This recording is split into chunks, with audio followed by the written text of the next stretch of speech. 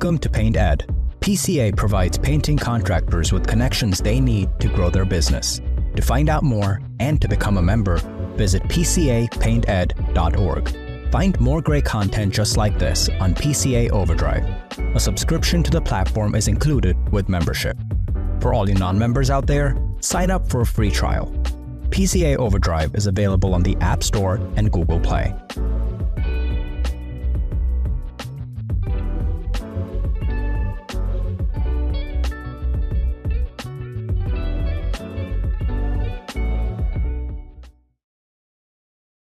This episode is brought to you by Bayer.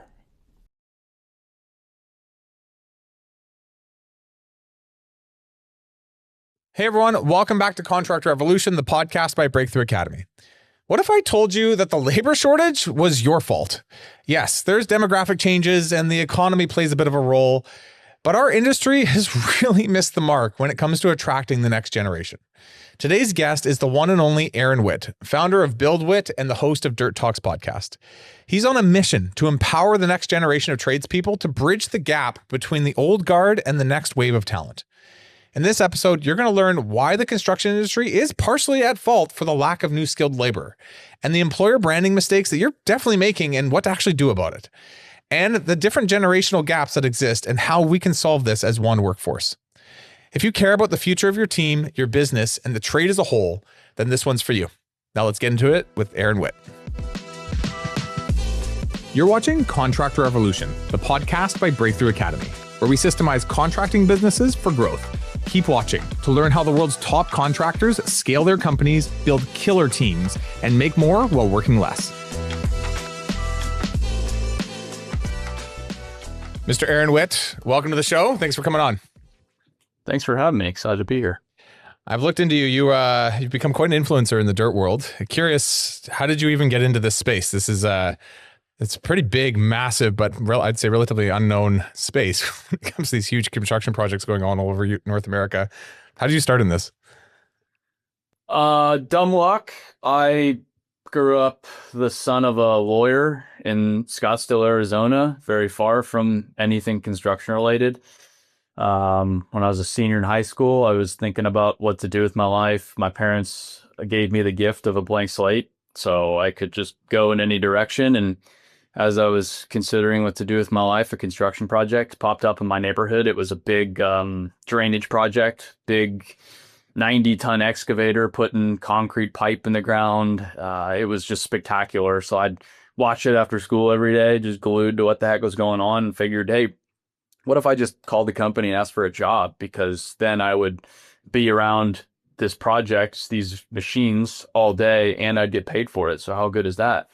So graduated high school, asked the company for a job. Their owner said, sure, kid, come on down. We'll give you a shot as a laborer. Started out in construction, and from that summer on, just fell in love with it. So there was no doubt after that construction was for me. Then it was a matter of just finding out where in construction was for me.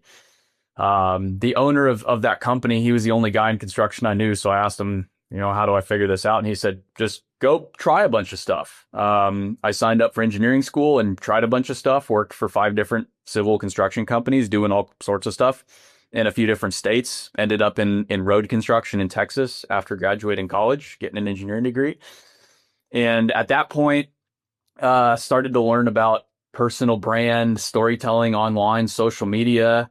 There was a guy, Andy Frisella, he was talking all about brand. I was listening to his podcast at the time while I was in the industry, and I thought, man, this is a pretty good concept. Maybe I need to build my brand, but what should my brand be? And I started to go down the list of it could be hiking, but it's like, well, there's already a million people doing hiking, and they're way better at that than I am. So then, number 2 is construction. That was my professional life. I went online. There wasn't a whole lot to be seen about construction, machines, earth moving, what I enjoyed. So I thought, why don't I do this? And I started to do it really just as a means to get further career prospects down the road, build my brand so that companies would recognize me and I could get different jobs here or there and navigate my career a little bit more effectively. But it just, since no one was really doing it all that well at the time, I was early to the scene, but perfect timing. It really started to grow. So that was then 2018, quit my job to start Witt officially to tell stories about the dirt world. And 126, here we are. Cool. It's when you think about like brand, you think about Apple, you think about Google, you think about large, usually tech organizations. When did brands start to become important for the construction space? Because I feel like it's for a long time, I don't even think it was a conversation anyone had. I think it was just, yeah, we run a construction business. Do you want to work with us? Like, when did that start to enter the scene? And how's that changed over the last couple of years? It's been driven. I think brands always played a role. Like there are some dominant brands in the construction industry, but I think it's really started to take off with projects no longer being low bid, but being based on qualifications and reputation oftentimes now, especially even in the public sector, and then workforce. Okay, maybe we're a public bid contractor. We've never had to worry about our brand at all because that's not how we get work, but now we need workforce. We're struggling. We've got our older guys timing out. They're retiring, and we've got to attract this next generation, but they're not there because we haven't told anybody we exist. So we've got to start investing further in our brand. Construction's definitely been a laggard from a brand standpoint, but you can see it. It's dramatically changed even in the past 5 years. It's only more and more important, especially from a workforce standpoint. I'm watching it. I'm watching it all the time because we're competing against everybody else in the industry, and there's just not enough young people interested in this space. So you built something called Witt. Now explain what that is. What is the problem it's trying to solve for this industry, and how did you come to make it, basically, essentially? It's always been about making the dirt world a better place, building the dirt world's next generation. When we say dirt world, that's critical infrastructure, natural resources, primarily civil construction contractors. So those building roads, laying pipe, putting asphalt on the ground, pouring concrete, etc. That's the world we live in. When I started, the business was a marketing company for construction companies to elevate their brand, to tell their story for the sake of recruitment.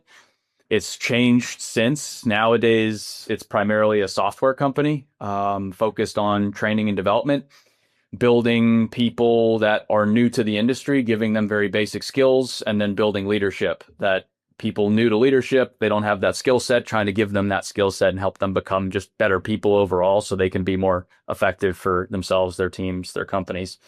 So it's changed a lot since I started it, from storytelling to now software and our leadership event. But the purpose of it has been the same since the beginning. We've got to help build the dirt world's next generation. It's not going to come from a contractor. It's not going to come from a major existing brand. It's got to be somebody else. And we think it's us. When your entire contracting business is full of fires, which one do you put out first? This quiz will give you the answer, plus a step-by-step guide to actually get it done. Just take 5 minutes to answer some questions about your business, your leadership style, and your habits. Then you're going to get instant access to a personalized guide with recommendations based on our analysis of over 1,900 rapid growth contractors. You're going to learn which of the 4 phases of contractor growth you're actually in. Is it operator, manager, leader, or strategist? How your business stacks up in 6 core areas compared to industry benchmarks, and what to actually go do next, including customized resources, tools, and templates you'll have access to right away.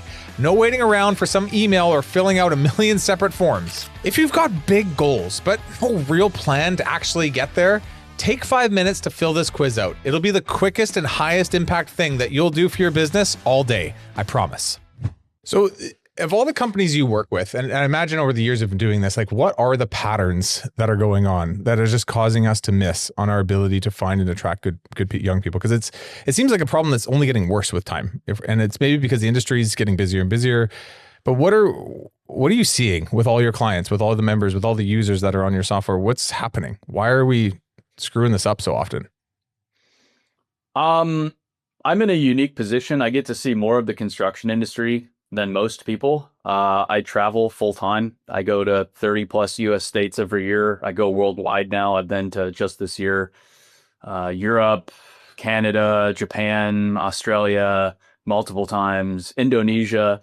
I get to see a huge cross section of the industry.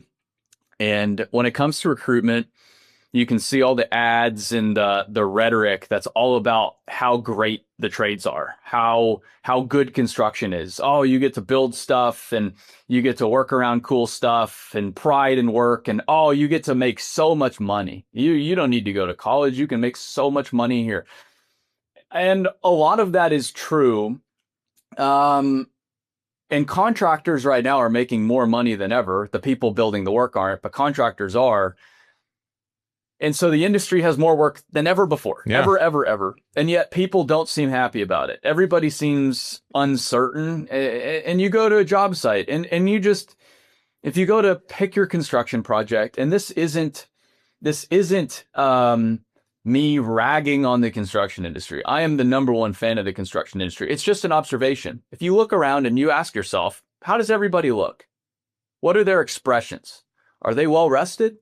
Are they happy? Are they skipping into work every day? Do they look healthy? What does that workforce look like? And then imagine you're standing amongst that workforce that odds are probably doesn't look well rested, that probably doesn't look happy, that probably doesn't look healthy. And you're with a bunch of parents and nothing's organized. You just show up at a job site with a bunch of parents and you say, hey, everybody, this is the best place for your child. I promise. And yeah, I know appearances, it doesn't always look that great, but I swear this is the best place for your child. Are they going to believe me? No, it's probably not. The visual is interesting because I've had friends who've grown up in the construction space, and generally it's about their shitty day at work that we talk to them about and then I'm like, and I look at the calluses on their hands, I look at the bags under their eyes, and I'm like, these guys are overworked and underappreciated. And yet I will say, actually, they do make, like, some of them make $100,000 a year as, like, you know, not even mid management, like just above labor. And I'm like, there's something missing here where we're not treating this like a career. Like, a lot of people seem to treat this like a job. Is that fair to say? Well, and so that goes to my main point here, is that everybody in construction is acting like this is an external problem. It's just happening to us. Oh, the next generation's entitled. Oh, colleges. Oh, everybody's lazy, this and that. Like, we can't do anything about it. Well, what if maybe those things are true, but what if it's us that's the problem? And what choice do we have but to look in the mirror and ask ourselves, maybe I have something to do with this, and maybe I can do some better things here to make myself, my team, my company a better place, to ensure that we can then attract the workforce we need. Like, as a business owner, my workforce is my responsibility. It's no one else's responsibility, regardless of market conditions. It's my responsibility.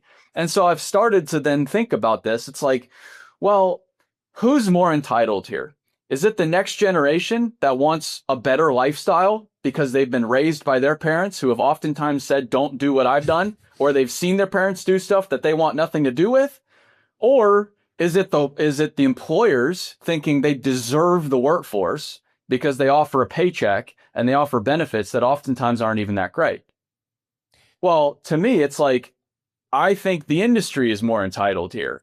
And I'm trying to explain this. Again, it's not this unfair criticism. It's just what I've observed by going on more job sites than just about anybody over the past 5 years across the United States and around the world. It's an observation, but it empowers the industry to do something about it at the same time. It's not just this hopeless situation we're in. We've kind of got ourselves into this, and that means we can get ourselves out of it. We can challenge our beliefs. We can challenge the way things we've always, the way it's always been done. We can challenge how we came up, because maybe that's how we came up, but maybe it's not best for right now, and maybe that's okay.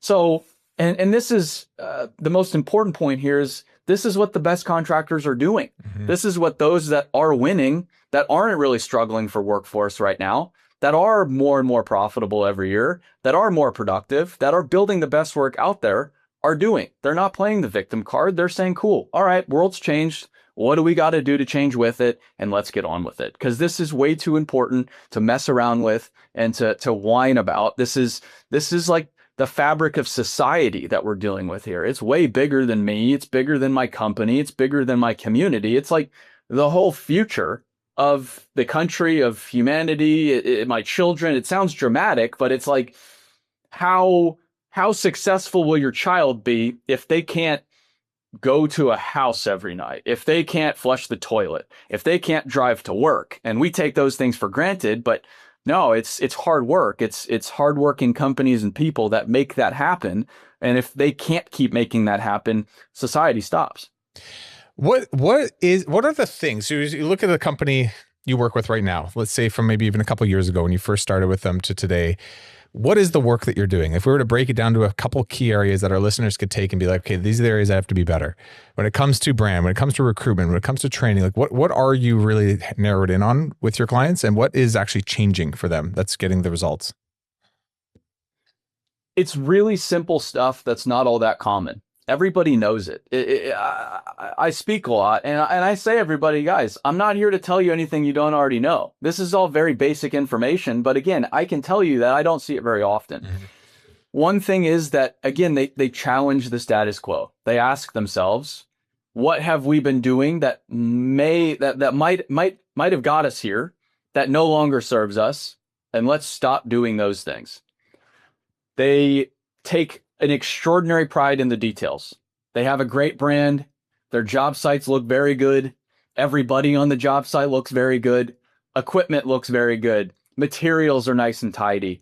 Everything's clean. There's not a bunch of trash lying around. They take pride in those details. That is very common amongst those best-in-class companies. That's not that common across the industry.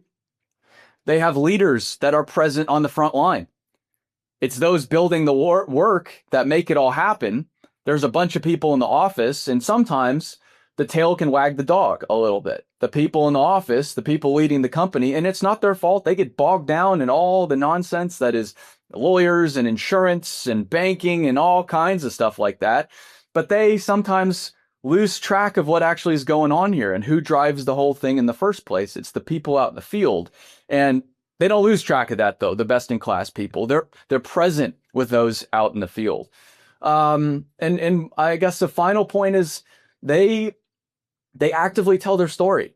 They get the word out about what it is they do and why they do it. Everybody's like, well, people don't understand what we do. It's like, yes. Have you told them what it is that we do? No. Well, then who's in charge of telling them? Like, if you're not going to tell them, you're kind of it. Like, no one's going to tell them. And here we are. We're in the situation we are for a reason, because we haven't told anybody that what it is that we do. So I would say they take pride in the details.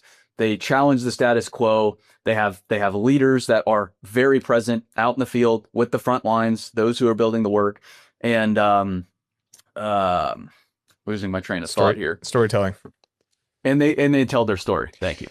Is it fair to say that why you're saying this isn't rocket science is because when you look at so many other companies in other industries, this is the standard. This is the norm. This is what you would expect to be if you were to be a successful company, is to be a conscious, group of leaders, to be, aware of what trends are happening in the market and be able to shift accordingly, to be able to make sure that you as a brand are communicating properly to your marketplace.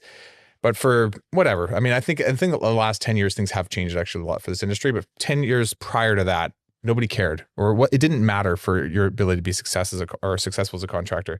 And now it does. It's just about being professional. It's about having an actual care for this industry and where it's going and being on the front line of it versus just, like you said, complaining about it. Is that kind of what it is? It's like, we care about professionalizing this industry and we will move it beyond just the fact that it makes us money or not. This matters to this industry. We will be a part of that conversation. Yeah, it's just basics. Like it's not that complicated here. It's just basics. The world has changed.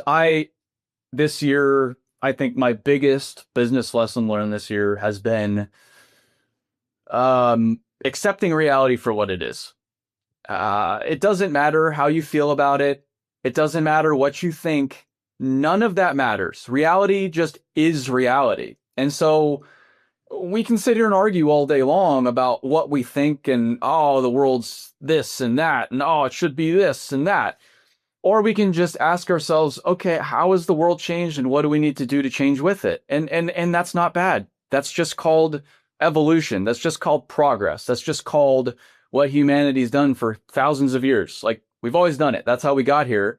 And we're not going to get further without changing, continuing to change. So it's, again, it's not bad. It's not better. It's not worse. It's just changing with how the world is changing accordingly. I like that the construction industry is a little slower to adopt some stuff, because there are industries that have run into some sticky situations because they're on the front end of the trends, and sometimes the trends don't prove to be correct with where society's at or where the world's at. We've seen a lot of that over the past year or two, especially. But then there's the side that hurts us dramatically as well. That's like contractors in 2025 still, social media.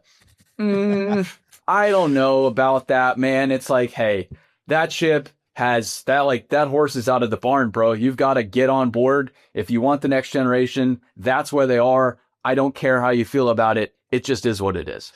Is it the balance of like being real publicly in a way that actually is real, like genuine? Because I feel like this industry, we're a bit more salt of the earth. We're a bit more down to earth, and we don't want to be cheesy. And so we just say nothing because we would rather just people figure it out on their own. And the minute you go out online and you start to make videos and do things, it's like, how do you do that in a genuine, real way? I think, so one, I think it's often just fear-based. It's a very litigious world that we live in. Contractors are afraid. Lawyers, lawsuits, insurance, safety. You're bidding against each other all the time. It's hyper competitive. You're always focused on your competitors and what did they bid? What is their unit price? Whatever it is. And it's this scarcity mentality. I think contractors are always, they're just heads on a swivel because that's the world they live in. That's the market they serve. It's just reality. But that mentality doesn't necessarily serve you everywhere. And so I think I run into that a lot. And then two, like you were, I think, alluding to the humility piece is like, well, we don't want to go out on the internet and say how good we are. It's like, yeah, I don't expect you to. But you can like talk about what it is that you do and why you do it. Like in our world, okay, we're building a road. How do you build a road? I don't know. Like you move some dirt. You make some subgrade. You put some asphalt on the ground. You pour curb. Here's how we pour curb. Here's why we pour it this way. Like you can just be a reporter even. You can just factually state what you do and why you do it because people don't understand what you do and why you do it.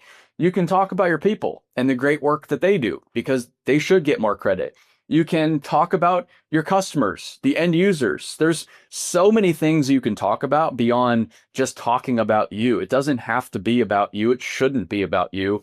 And so that's at least how I address that concern is like, okay, you don't have to go on the LinkedIn and post a selfie every day. Like how many pictures of me on my LinkedIn profile? You know, I've got a fair following in the construction industry now. How many pictures of me are on there? Not very many, because I don't need to talk about me. I can go talk about others all day long. You talk a lot about storytelling and the importance of it. Can you're getting into this right now, but can you guys help us break down like what is good storytelling? What is bad storytelling? And what is the younger generation actually looking for when it comes to storytelling? Bad storytelling in construction is everybody smiling, big smiles, clean vests, and clean brand new gloves and a brand new hard hat and some blueprints and some pointing. Everything is all the polished. Stock imagery out there on photo stock, right? Yeah. Yes, but go to websites, you'll see a lot of it. That's probably still the standard in the construction industry. It sounds silly, but it is. And even go on, you know, these big construction companies, social media pages. Oh, it's all about the golf tournament and we went to this meeting and our people are just so great and this and that. I mean, good for you. That's great. But again, that I pick on mining because mining is, I think, one of the biggest culprits of this. It'll be somebody, it's a mining company. So say they mine, pick a commodity, copper. And the picture will be like some people looking at some flowers. And it's like, okay, like maybe that's an important part of copper mining. Sure, the environment, but like it can't be every photo. Like what do you do? Show me the mining. Show me what actually happened. Like how do you make money? It's a mining company. You extract resources from the earth that then go into essential products that everybody needs. Can we just talk about that? Can we say what it is that we do? And so I think poor storytelling is when you're trying to manufacture. Mm-hmm. Every time I try to plan a message, every time I try to think about what I'm going to say, time I try to, maneuver something, I've realized just getting further away from the truth. And people don't like that. We've been bamboozled for so long. I don't want nonsense. I don't want this manufactured storyline. And it doesn't work anymore because, again, there's something called the internet. It doesn't work anymore. And so instead, just give me the story. And that's what I've focused on since the very beginning, is just listen. I don't need to stage anything. I don't need to script anything. I don't need to make anything up. Here is the construction industry. I just showed up on this project today, and here's what everybody was doing. And here's what it looks like. Here's why it's important.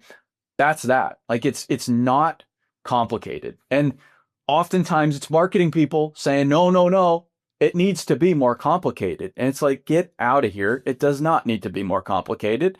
I wouldn't generate nearly 1 billion views every year if it was complicated. I've done that just by, again, showing people what it takes to build the world and keep everything moving. That's it.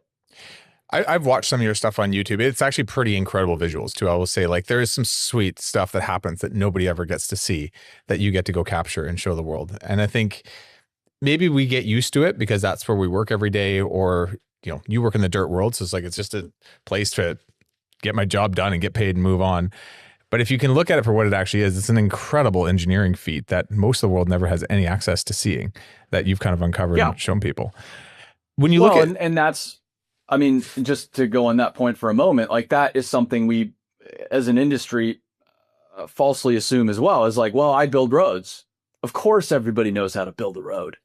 Like, it's like, yeah, okay, you've done it for 40 years. You know how to build a road, but like people don't know how to build a road. Or in the residential space, people don't know how to build cabinets. Like, I don't know, they've never done it. You do it every day. It's obvious to you, but it's not obvious to 99.9% of people. There's a saying in teaching or in just education in general that it's like, often it's what you forgot that everybody else needs to learn. And so when you spent so much time being so close to something, you think you need to make it so much more amazing because it's what would interest you. But the truth is, most of your audience would just be interested by the stuff you worked on 20 years ago and the basic stuff, because they've never seen that before. And that connects the dots for their brain a lot easier than the more advanced, complicated things. What would be some good examples of this? Now, a lot of our listeners are in residential construction, some commercial, painting, landscaping, new home build, stuff like that. What are just some of the examples of this where you've seen a really great story told in the most organic, simple way, and it really would exemplify what we're talking about here? I mean, like most, or my brain goes first, is like most of the best performing stuff I've ever shared is all shot on my phone. Mm-hmm. So very rarely is it like, we do a lot of produced stuff. We have a podcast. We do YouTube videos. I take professional photos. I've taken probably more professional photos in the dirt world than anybody over the past 10 years at this point. So can we make everything look pretty and polished? Sure.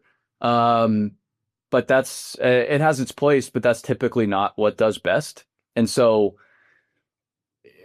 the people that are, I think, having the most success, again, they're just showing what they do on a day-to-day basis without a lot of production quality, without a lot of drama. It's just like bad iPhone photos oftentimes, or like not even that great video with annoying audio. It's funny what does well. It's usually the stuff that's not even that well produced. And so if someone was trying to figure out what to do or where to start, I would just start with showing people what you do on a day-to-day basis. That's it. Just do it daily, just a little bit every day. because I think that's what a lot of people don't understand with storytelling, is that it's a skill. It's like if you told me go shoot this basketball at the 3-point line and make it, I'd be like, well, odds of that are happening are very low because I haven't practiced basketball. I don't have that skill. I don't do it. Storytelling's the same way. It's like, well, I'm bad at storytelling. It's like, yeah, you haven't done it. So of course you're bad at storytelling. That's how it works. It's not this magical skill. I wasn't bopped on the head by the storytelling fairy with the wand and, oh, now I know how to tell a story. It's like, no, I've told stories every day for years and years and years. And then what happens is when you're doing it every day is really important, because then you start to train your brain to look for things happening, look for stories around you, look for compelling things to talk about. Again, you're starting to now notice the world around you and all the different storylines that are in everybody's life every day, but they've been passing you by because you haven't had that skill previously. So I just tell people, listen, if you're serious about it, and I tell people, most people this, they don't listen, they're not serious about it. But if you're serious about it, do a little bit every day, use your phone. It doesn't need to be a whole lot more complicated than that. You're kind of letting the public get to know you, or letting that person that's looking into you get to know you over time and see you kind of frequently and understand. Actually, what you described to is kind of like pulling back the curtain a little bit. It's like not what's in front of the curtain, what looks nice on a website, but here's like behind the curtain, what's going on every single day. And so when we do finally have a conversation, there's more of a relationship built in a very just like genuine way. You've been watching us build stuff on sites. You've been watching Frank, and you got to know Mary, and we're in the office and we're just doing us. And people are like, oh yeah, I know you guys. I feel like I've been watching you for a while, versus that pre-produced like scripted story where it's like, great, that sounds like what I want to hear, but I don't trust any of that. It's like the trust is lost when it's too scripted, I guess you would say, or professionalized.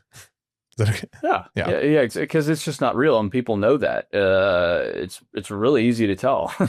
I think we all feel it. It's really easy to tell who's using AI to do their writing right now. I don't have time for it. Like, it's just straight garbage.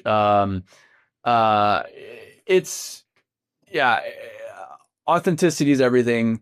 It is scary, but I haven't seen it end up badly for anybody doing it well. I have friends doing it in residential construction and commercial construction as well. It's worked out very well for them. It's worked out very well for civil contractors, for big building contractors. It's the same principles apply no matter scale, size, area. It's all just good storytelling is good storytelling. Let's talk a bit about employer brand, specifically from the mind of a young contractor. So somebody who's, maybe they've got 2 or 3 years in the industry, they're looking around at different employers. What are they drawn to? What are they not drawn to? How do we put out our brand in a way that makes sense? What do we need to work on that we're missing? So presentation is pretty important. I do think you need to present yourself well. So it's not everything. There's a lot of people, and people listening to this can probably attest to these guys spending a bunch of money on a nice website and nice trucks and this fancy wrap and the trailer that looks all good and everybody looks super cool and big watch, whatever it is. Like, that doesn't always translate, but there is a level of professionalism that does translate. And so I've always, just speaking personally, like, I've gone to work for contractors that they just look good. Like, their company trucks are pretty cool looking. I went to a company that was the only factor in my decision making, was that I was driving by their job site every day on the way to work with another construction company, and their trucks and their equipment and everything, it had their brand on it and it looked cool. I wanted to look cool. I wanted to be a part of that. So it is a part of it. Now, you also have to back it up. Like, it has to be real every day. And that's where culture and authenticity and values come into play. So you can put lipstick on a pig. It's still a pig at the end of the day. And maybe you can fool people to get them in the door, but they're going to find out real quick if you mean it or not, if you are legitimately detail oriented or not. If you do walk the talk, it's pretty straightforward. And so I think the best in class contractors, they look good, but they're really focused on being good across the board. They know if they do perform well, if they do invest in their people, if they do enforce very basic standards of excellence, if they do drive people that aren't excellent out of their organizations, if they are very serious about who they hire, it starts to become a self-fulfilling prophecy, and they become better and better with who they can attract and why. And as you're speaking, you're almost skipping something in my mind that I think is what you're saying is like, you're defining your brand personality. You're saying this is who we are. This is who we're not, actually. And this is what we believe in. And this is why we believe in those things. And this is what we want to go do every single day. And this is how it looks. You know, when I think about even like Breakthrough Academy behind the brand of Contractor Evolution, like there is a statement that when we built our brand package out, stayed with me for the last 10 years. And it's been, we are professionally untucked.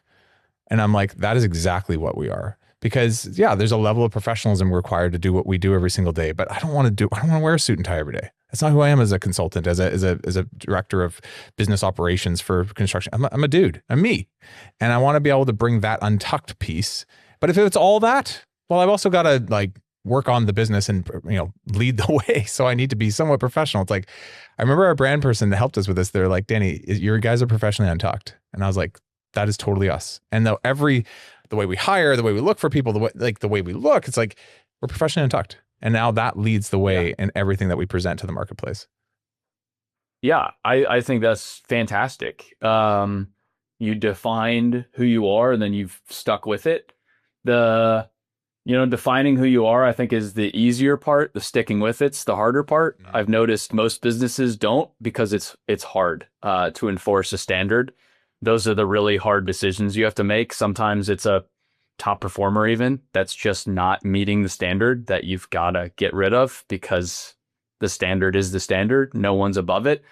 That's what a lot of people aren't willing to do. Or tenure is very important. You know, loyalty is everything. And this person's been with me for so long and it's just how it is. It's like, well, yeah, but they're going to do more harm than good to the overall team and organization and culture if they stick around a whole lot longer. But that's where the rubber meets the road. You know who's serious or not, just based on interacting with their people. Like, my hope is that somebody doesn't need to interact with me at the company to understand what we're after. They can get a certain level of feel for the business, of interaction with the business and brand from anybody here, because again, we've defined what we're looking for and why. Now, are we perfect at that? Absolutely not. We've screwed that up 7 ways to Sunday, but we are striving to be that, to be what we've put on the wall, what we've defined. And it is a great feeling to get, like, my favorite compliments about business are people talking about the interactions they've had with people within our business. Mm-hmm. That's by far my favorite thing about business, is when they've had such a great interaction with somebody who's represented our brand so well that they have to come to me and tell me about it. There's nothing better. That's how you create true replication and scale over time. Because if it's always just you holding the brand standards, it's not actually a business. It's just you, again, just like doing the work. It's like you holding up all the pieces. It starts with you. You can't outrun it. Yeah. And so if you don't do it, good luck. It doesn't work. When you tell the story of just like you have to get rid of that person, I just can think about everybody listening right now. I see it often actually with like a project manager or someone who's in the leadership position who's been around for 20 years, who holds that position because they've been around for so long. And the interesting thing is they're so good at executing on projects and they piss everybody off in the process. And again, I've got friends, you know, that work in a lot of these construction companies who have had to leave multiple times because of the stress level that they've been under. And it's mostly due to this project manager who's stuck in their way, is constantly yelling at them and making them feel like shit. And the company's losing good humans as a result of this. But they won't fire that guy because he's like the keys to the kingdom. He's like, I know all the things, and the company hasn't processed itself well enough to be independent of me. And they become reliant on it. I don't know. Maybe I'm just calling out those listening, but if you've got that, what we're talking about is like, prepare to remove that cancer from your organization if you expect any of what we're talking about to actually come to fruition. Is that fair? Well, yeah, and you don't have to, but there's going to be contractors that will trounce you over time, mm-hmm. that are willing to. It's just how it works. And again, that model has worked for a very long time. Great. But you see it all the time now. There's this huge generational shift going on, even with companies selling right now, just no succession plan, shutting down, liquidating everything, selling to other brands. I know in the home world, private equity has been this pretty scary trend lately. And not even lately, it's been happening for quite a while. They've just not been as vocal about it until more recently. I don't know if that's a good thing. I don't know if all that going away is necessarily good, but it's creative destruction at work. It's those that are willing to adapt. I think the long-standing companies that are willing to adapt are going to be the best positioned because they do have the resume, they have the balance sheet, they have the experience to then capitalize on their position in this changing market. But then you have all these upstarts as well that are like these younger people that are like, well, I'm not bound by convention here. I can do whatever I want, and I'm a nimble little speedboat, and I can zip around this way and zip around that way, and I can just go right past you. And that I see is happening all the time too. I'm watching the same thing, and actually, it's interesting you say I'm conflicted by it because I've watched private equity come into our space pretty aggressively. And I see the pros. I also see the cons, and I have a bit of a question mark around like my actual opinion around it. I'm not defined as like I love it or I hate it. I don't know. Do you have an opinion on it? Anything you want to speak to on it?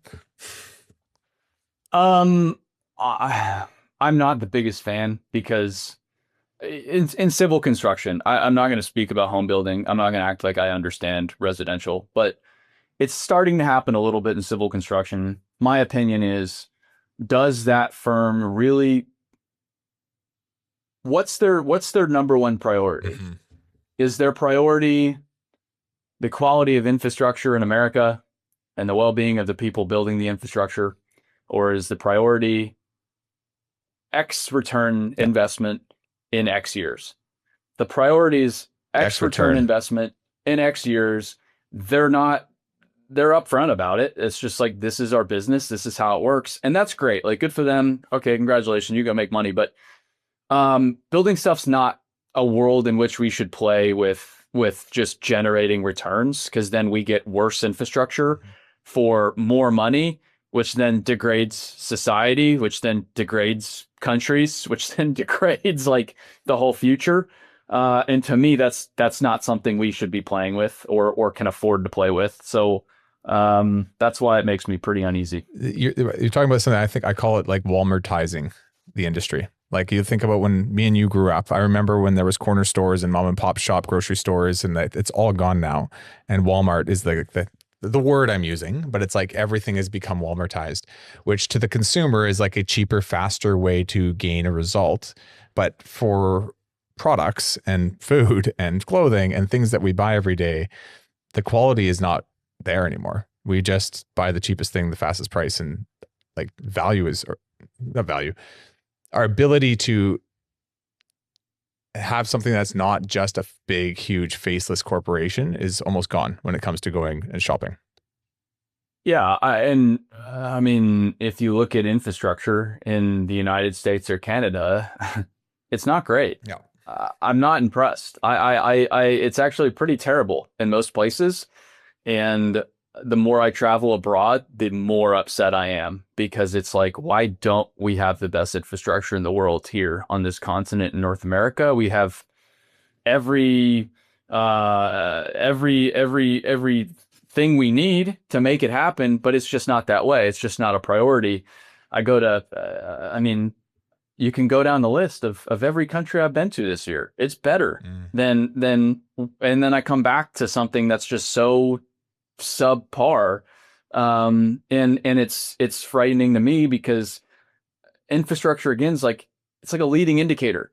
If you're investing in infrastructure, if you have good infrastructure, if you have people buying homes, so on and so forth, able to afford homes, families able to grow, etc., you have a growing, healthy society. If you have decaying infrastructure, if you have more expensive infrastructure that's delivering far less than ever before, if you have families unable to afford homes or whatever it is, own homes. I can't go buy a house right now. Are you kidding me? I'm 30. Like, I can't even think about it. that's not good. That doesn't mean we're headed somewhere in a positive way. And I think we can do something about it. Maybe it's a little too optimistic, but I'm always trying. Capitalism has gone too far. This is what I would say. We've gotten too far into too many nooks and crannies, and everything is now an opportunity to be more profitable. And that happened in the housing industry. Like if you just look at why you can't buy a home, it's because a home became an asset, not just a place to live. And that for the last 20 years has driven prices up to an astronomical level. And now BlackRock buys all the homes in North America, and we have a personal living problem because you can't afford to live. You're competing with freaking BlackRock.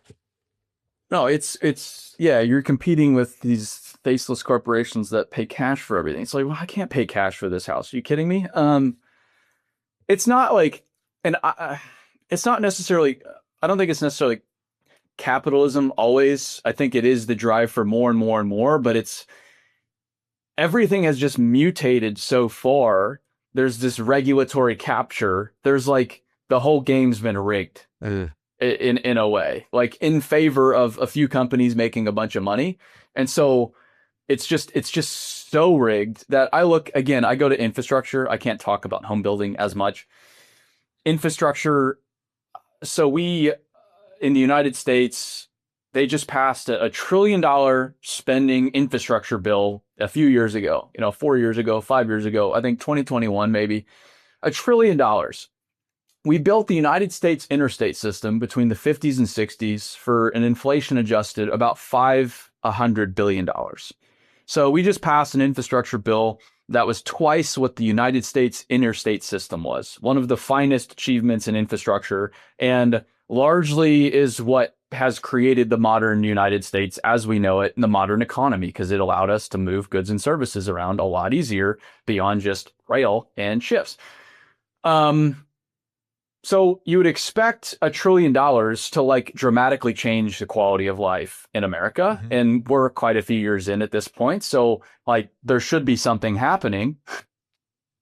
Well, what's happening? Nothing. I couldn't tell you. I don't know. It actually seems like infrastructure is getting worse. I don't know. I don't know where that money is going. I don't know what we're getting for it. I go to, again, a lot of different cities. I'll be in 10 states this next month. I don't see it. So maybe it's somewhere. Maybe they're building this incredible city somewhere that's really going to serve society and further a country. I just don't see it. And to me, it's like something's wrong here. There's something wrong. I don't know what exactly it is, but this isn't sustainable, what's happening.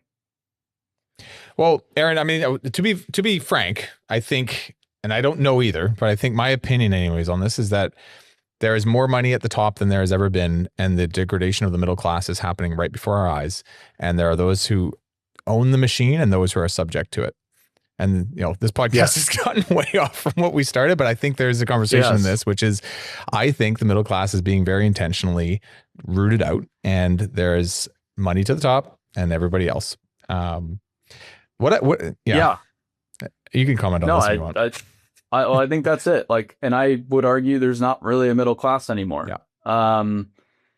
And if you look at infrastructure spending, it's like the lawyers get their money, the law firms, the engineering firms get their money, the insurance companies get their money, the equipment manufacturers get their money, the materials companies get their money. All of the industries that are very consolidated with clear winners and losers that are captured by regulations. And then you've got the contractor at the bottom. Hopefully they make money. They probably won't. At best, they'll make a few percentage points, enough to continue and enough to go bid and build the next job, but not enough to actually invest in their middle class workforce, and not really enough to pay people better. Like pay in the United States in the construction industry, wages are up 20% over the past 5 years. Buying power is down 1%. So the people building the work, there's more money being thrown around in the construction industry than ever right now. Mm-hmm.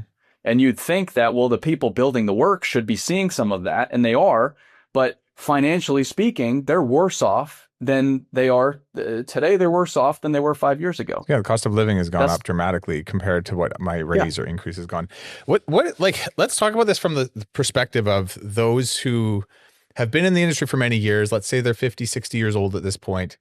what is their responsibility to do this properly? And for the younger generation too, what is, I'm 38, you're 30, there's someone probably listening who's 25. What's our responsibility? The previous generation, we need them to hand everything down before they're out.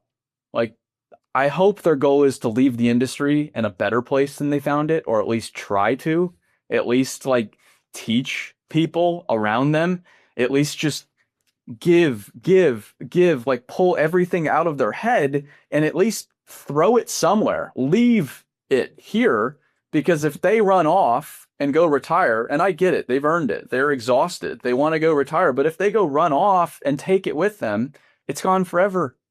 It's gone. I need to learn from those old timers. You need to learn from those old timers. We need those people passing down everything that they have, oftentimes putting pride aside and acknowledging, hey, this generation coming up, a little bit different than my generation, but my generation, a little bit different from my dad's generation, my mom's generation. And so is like the evolution of humanity. Around and around we go. But we need those people to give. They have so much knowledge. They know so much, but it's not written anywhere. It's not in textbooks. It's not in courses, in university. It's up to these people to hand it down. Again, if they take it, it's gone forever. For the up and coming generation, you've got to meet in the middle. If you want the previous generation to meet you there, you've also got to set your ego aside as well. I have to set my ego aside and acknowledge, hey, wait a minute. I don't really know what I'm doing here. I don't know the best way to do something. That's okay. Maybe I should just ask. Maybe I should just try to pull it out of these guys' heads. Maybe this guy, he's not at all friendly and he's not willing to teach me and he bites my head off every time I ask. However, I can just watch him and I can still try to be his friend and I can still try to make his life easier. I can still meet him in the middle. I can't control him, but I can still learn from him and I can still take some lessons from him and apply it to what I do. And so I think it's, each generation we just have to come to the table from different perspectives. I think the previous generation, they've got to hand stuff down, and then the up and coming generation, they have to be willing to accept those hand downs and be open to those hand downs and have the humility, have the work ethic, have the ability to listen and actually accept those gifts, because a lot of it is tribal knowledge, and most everything that we do, like, it's done that way for a reason. There's not a lot of better ways to build something nowadays. It's kind of like, hey, a road's built this way for a reason because we've tried it the other 10 ways and it doesn't work that way. So this isn't by accident, and here's why. When I was coming up in my 20s, I was mostly in the painting space, but I remember these words in my head I had to repeat all the time, which was, Danny, just stay humble and work hard. Stay humble and work hard. Just stay humble and work hard. And it's hard to do both often along the way. But I do think it's the reason that I got through so much at a young age, because I learned so much just by staying humble and continuing to work hard.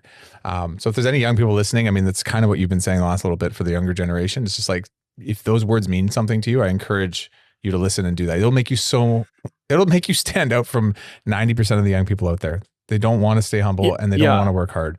If you can do those two things, you will stand out like a sore thumb in all the best ways. For the older generation, I'm not old enough probably to give like really confident advice, but I think what you're saying is like, be willing to give back and see intrinsic value in that, because it can't just be about cashing out and making the biggest bang for your buck, from a private equity firm, because you're going to leave a lot of learning behind that needs to be transferred down, and it's the right thing to do. Is that kind of what you're saying? Yeah. Yeah. And it's like, nothing is sadder to me than seeing these guys just leave the industry and they just go. And it's like, I don't blame you. Good for you. Like, you've worked so hard to make that happen, but then but again, it's just gone. Like, wait a minute. What's the point then? Like, what's the point? I don't know. Isn't it to build a next generation, to leave everything better off than you found it? And sure, you built this great business and you've built all this great infrastructure, but you better tee it up to be great for a very long time as well. And these guys have a lot of that knowledge that's necessary to make it great. And especially for the young guys, like I can speak on that part because I've been there. It's just keep your mouth shut and show up on time. It's not that complicated. Yeah. You know what? And I'm sure you do this too. I always talk to people older than me to understand the lessons that I could probably learn because I'm too blind to like know them, right? You'll never really know until you see other people do it. And it's hard even then to buy in. But they do talk a lot around once they retire, losing meaning. And meanings becomes more meaningful if you can just help others and transfer that, what you've learned in your life down to somebody younger. And I've got a few people that build into me that I respect the hell out of that are basically like, look, Danny, I don't do this for anything more than the fact that I get something out of just knowing I can build into you. And I think having that mentality for young people, it's fulfilling. I think you do get a lot of fulfillment. And without it, I think people lose their meaning, especially entrepreneurs. We all work so hard on what we do every day just to like be done with it and retire. I think you'll get depressed. I think you need, especially anybody in construction, like show me somebody that's just like so over the moon that they've retired and they just sit around all day now. Like I've watched somebody in my life, they retired early. They had a great career and it's just been a slow decline since. And it is one of the most tragic things I've personally witnessed. It's the saddest thing because those should be their best years. They have all that life experience. They have so much to give. And yet because they just called it quits, it's just been this nonstop decline. And so I don't say like give back for even the next generation. It starts with them. Like, I think it's in their best interest to give back. Like the guys that I know that have gone to the grave, the happiest and the most fulfilled are the ones that are still working in the very last days. Like they're still pouring in to something that it's bigger than them. They're still pouring into other people. When that stops, it's over. It's over. And sometimes it's over and then there's just a decade of nothingness before it's really over. But we're not going to succeed if that happens. If like we need these old guys to give back. We need these guys to give what they have, or else we're not going to make it. Aaron, you've been a great advocate for this industry. It's been cool actually just like preparing for you and just seeing how you speak to this industry. It's we need more young people, well, like you, like me, in this, doing this, because there's a lot of big shoes to fill. And like you said, it's not slowing down. Any final message for everyone listening? No, I appreciate you having me on. I think if anything, we've all got our part. There's not a next generation if everybody doesn't do something here. Mm-hmm. And so I think everybody has an obligation to make the industry better than they found it, regardless of how they feel about it. We've got to put our pride aside and say, listen, this industry, it has to be strong if there is to be a future.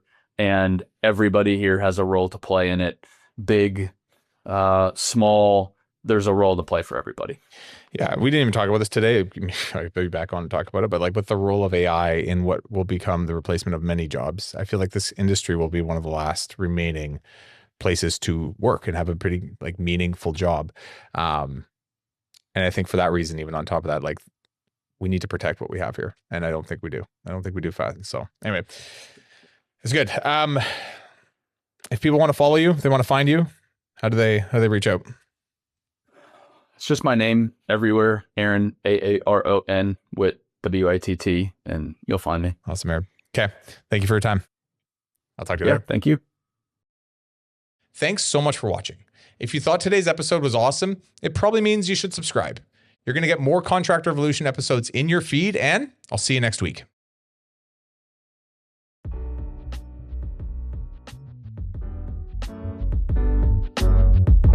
Paint Ed podcasts are produced by the Painting Contractors Association and are made possible by members and industry partners. To find out more about the upcoming educational opportunities or for more information about joining the PCA, visit pcapainted.org.